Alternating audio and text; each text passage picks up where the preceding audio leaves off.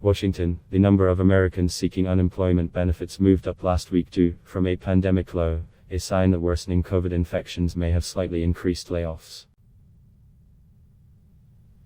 Applications for jobless aid rose from the week before, the Labor Department said Thursday.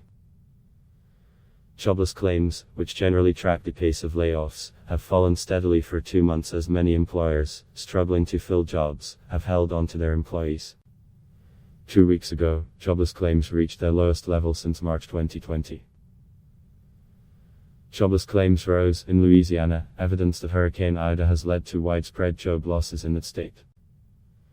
Ida will likely nick the economy's growth in the current July-September quarter, though repairs and rebuilding efforts are expected to regain those losses in the coming months. Still, Ida shut down oil refineries in Louisiana and Mississippi about 2 weeks ago and left more than 1 million homes and businesses without electricity. But Ida's impact was limited. Applications for jobless aid fell slightly in Mississippi. The job market and the broader economy have been slowed in recent weeks by the Delta variant, which has discouraged many Americans from traveling, staying in hotels and eating out. Earlier this month, the government reported that employers added jobs in August after having added roughly 1 million people in both June and July.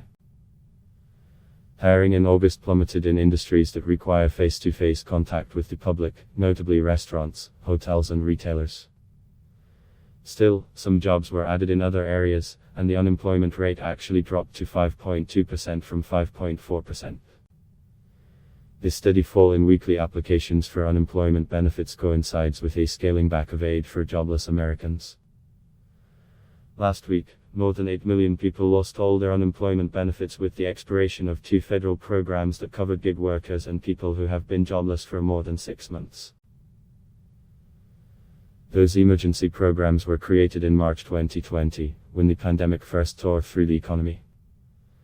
An additional 2.7 million people who are receiving regular state unemployment aid lost a $300 a week federal unemployment supplement last week. Adblock test why?